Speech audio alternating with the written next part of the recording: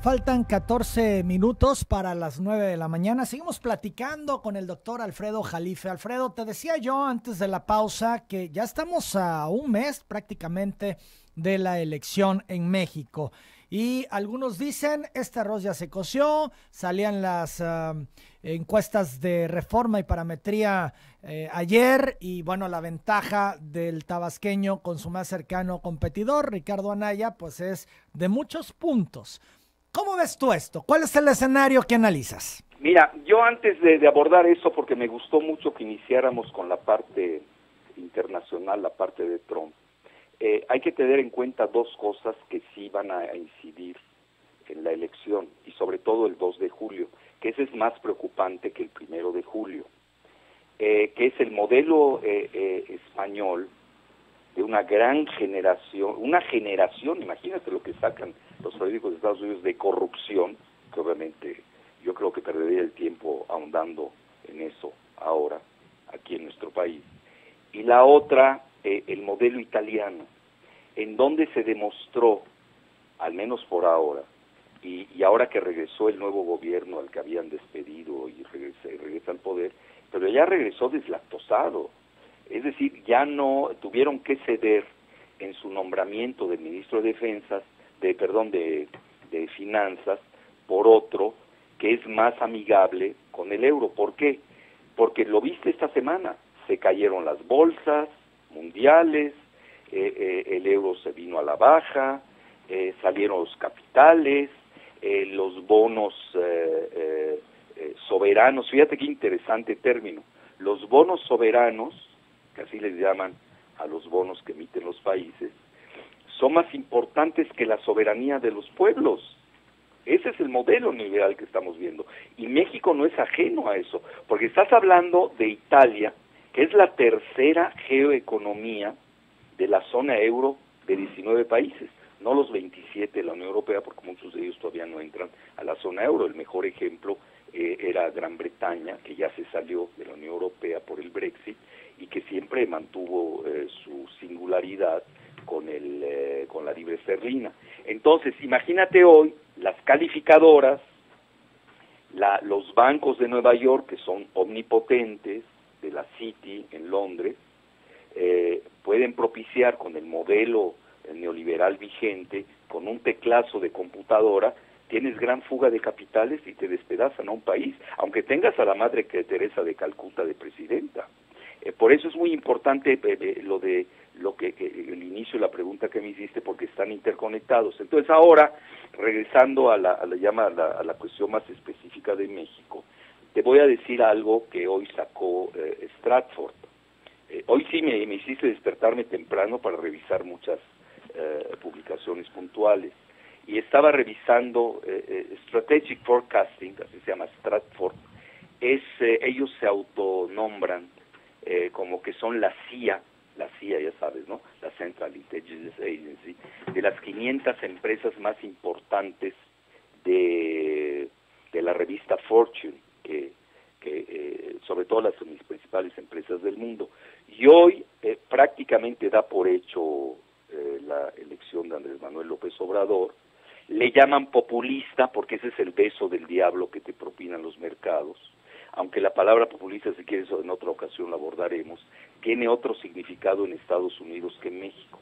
En México la palabra populista es muy despreciativa, sobre todo los Krause lo han usado ad nauseam, ¿no? Lo han usado hasta en forma ya emética, pero ni saben su significado. En Estados Unidos recordarás cuando estuvo Peña Nieto con Obama y Trudeau en Canadá en una cumbre que tuvieron.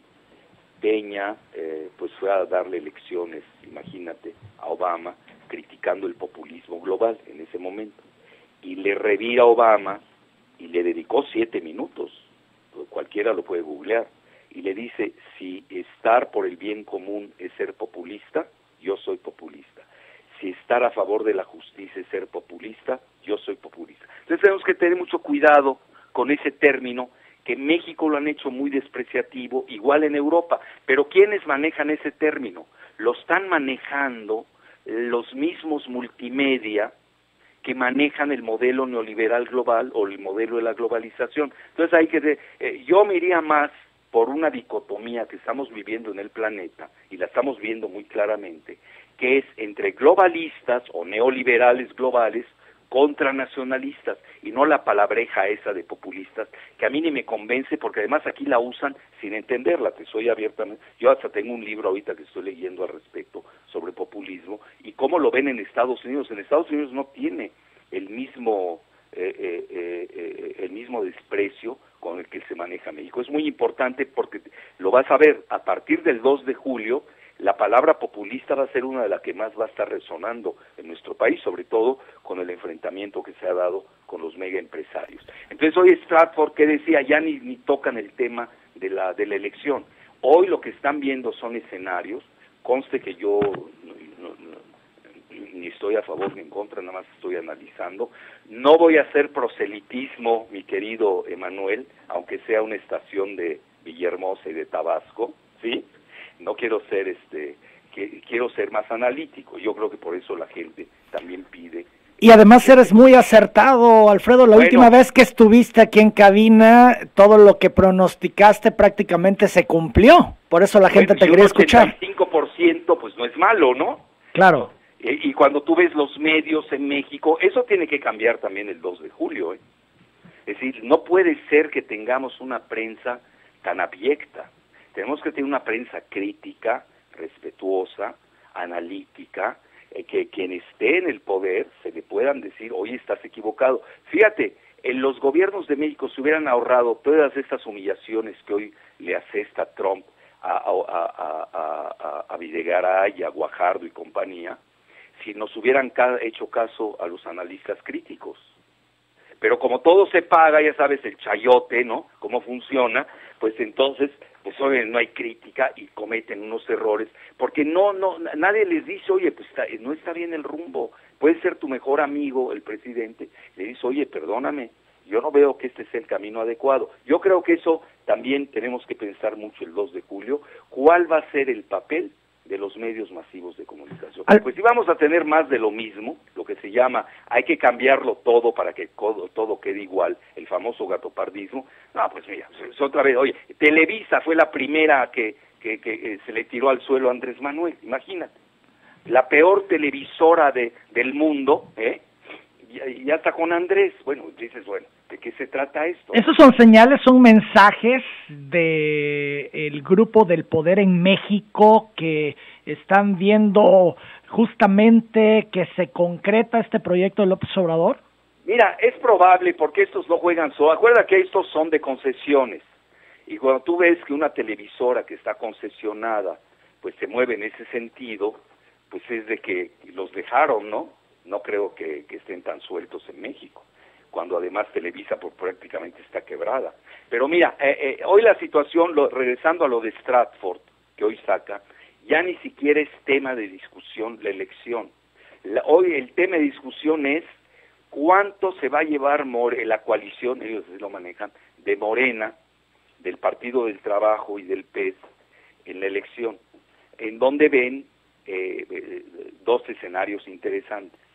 Uno es, ya vaticinan la mayoría en la Cámara de Diputados. Tú sabes, la Cámara de Diputados, tú lo sabes mejor que yo, tiene 500 diputados, que eso también hay que cambiarlo, A mí se me hacen demasiado diputados para el número de habitantes que tenemos. No puede ser que tengamos más diputados que congresistas en Estados Unidos, es absurdo. Somos un país que no tenemos la capacidad de estar sosteniendo esta bola de parásitos que no le han servido de nada al país. Entonces tienes 500 diputados, 300 que son de elección y los 200 pluris, esta famosa partidocracia. Eso también se tiene que reformar. Quien llegue al poder, eso es independiente. Ahora, ¿qué maneja Stratford? Que de ellos va a tener mayoría, por lo menos va a tener mayoría Morena y la coalición del PT y el PES de 260. Eso es muy interesante. Y luego el Senado es donde está la gran batalla, porque el Senado son 128 senadores y ahí las proyecciones manejan que esta coalición de Morena, PT y PES tendrían un 60 60 senadores. Estarían cerca de 5 senadores para tener la mayoría simple. Y ahí vienen los subescenarios que maneja Stratos. Mucho de todo el mensaje, porque al final de cuentas estamos hablando de política, y si alguien es político, pues es Andrés Manuel. Ves el tiempo que lleva en esto y hoy lo tienes casi en el umbral de ser presidente de la República. Entonces, mucho va a depender sus reformas o lo que él quiera cambiar, etcétera, va a depender mucho, uno, si obtiene la mayoría, tanto en la Cámara como en el Senado, obviamente va a tener mayor margen de maniobra. Segundo escenario, si tiene solamente la mayoría en la Cámara de Diputados y está cerca del Senado de obtenerla, pues obviamente van a haber dificultades y va a tener que nombrar operadores de primer nivel políticos, tanto en la Cámara de Diputados como en el Senado. Esos son los escenarios, hoy te pongo al tanto, de Stratford el día de hoy, y pesan mucho porque lo siguen mucho los mercados. La parte dura lo único que le preocupa obviamente a Estados Unidos, pues es la cuestión del petróleo, el temor de que Andrés Manuel eche reversa en la reforma energética y en la reforma educativa. A ellos no les importa tanto la reforma educativa porque no les afecta a sus intereses, pero sí la reforma energética, sobre todo el petróleo, que ustedes lo han vivido ahora que estuve con ustedes, que me invitaste, Manuel, que fui a una conferencia, creo. Pues es que he ido 2 veces en los últimos 8 meses a Tabasco. Zona de desastre, Tabasco, no puede ser. ¿Cómo puede ser que tengan, se lo dije al grupo de ingenieros civiles, donde me invitaron a dar una conferencia, tienen la joya geoestratégica del siglo XX, que es el petróleo, y tienen la joya geoestratégica del siglo XXI, que es el agua, y Tabasco en menos 11.2 de crecimiento? Perdóname, algo anda mal. Oye, con un estado relativamente pequeño y con poco número de habitantes, cuando mucho llegan a 2,5 millones o 3 millones. Es decir, está mal el modelo. Es decir, a Tabasco le dañó la reforma energética. Y eso lo dijimos y lo hablamos mucho en sus programas, lo recordarás. Sí, claro. Oye, Alfredo, ¿qué te parece? Tengo que hacer una nueva pausa. Vamos a la pausa y regresando, hablemos del segundo lugar. Va a haber declinación, van a subir a Mid, se va a caer a Naya, va a sumarse Mid a Naya. Creo que es interesante conocer tu opinión al respecto. ¿Volvemos? Adelante. Desde Villahermosa, Tabasco. Sintoniza la señal que une.